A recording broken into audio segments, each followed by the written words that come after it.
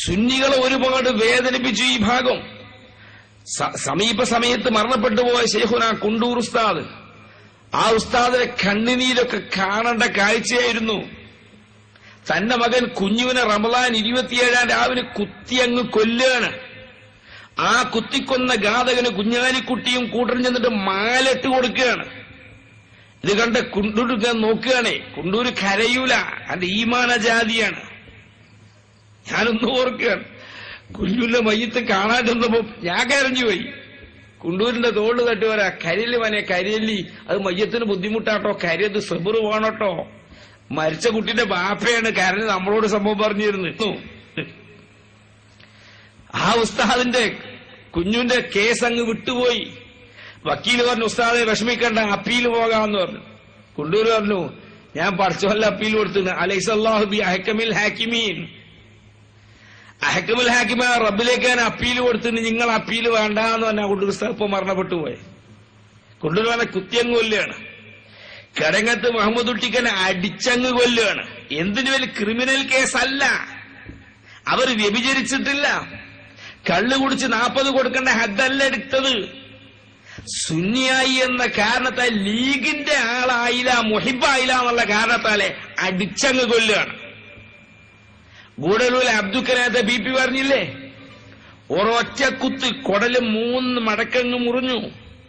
അല്ലോ എന്ന് പറഞ്ഞപ്പോഴേക്കും അടുത്ത പുറയിലെ പെണ്ണ് അരച്ചു വെച്ച മുളകുമായിട്ട് ഓടി വരികയാണ്. ഇത്ര പ്ലാൻ ചെയ്ത പരിപാടി.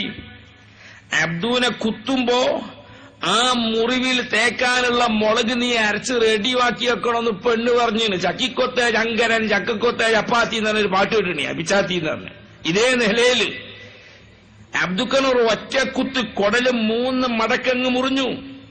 അല്ലോ എന്ന് പറഞ്ഞപ്പോഴേക്കും ഉടനെ അരച്ചു വെച്ച മുളകുമായി അടുത്ത വീട്ടിലെ പെണ്ണ് വരികയാണ്. തലക്കടിച്ചപ്പോ ഹൗലിൽ ഈ മനുഷ്യൻ വീണു.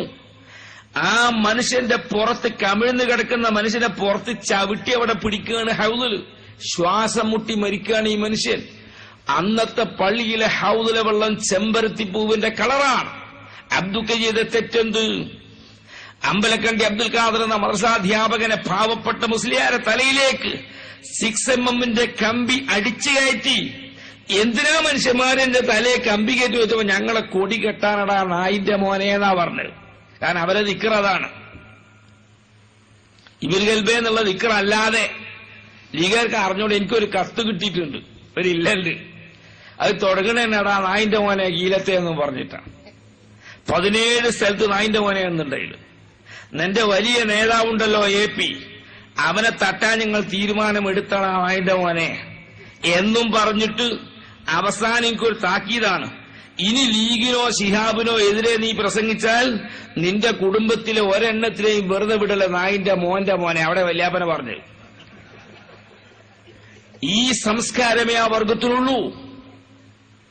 അപ്പൊ നിങ്ങൾ ചിന്തിക്കണം, ഞങ്ങളെ കൊടി കെട്ടാനാണടാ എന്ന് പറഞ്ഞിട്ടാണ് അമ്പലക്കണ്ടി അബ്ദുൽ ഖാദറിനെ വെട്ടിക്കൊന്നത്, കുത്തിയങ്ങ് കൊന്നത്, കമ്പി കയറ്റിക്കൊന്നത്.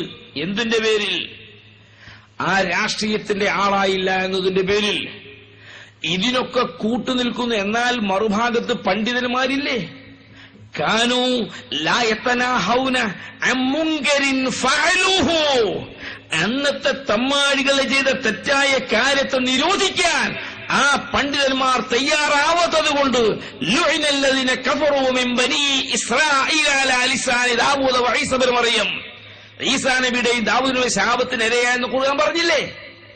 മറുഭാഗത്ത് ചെറുശ്ശേരിയില്ലേ, കിതാബ് തിരിയൂലേ? കാളമ്പാടിയില്ലേ, അവർക്കും കിതാബ് തിരിയൂലേ?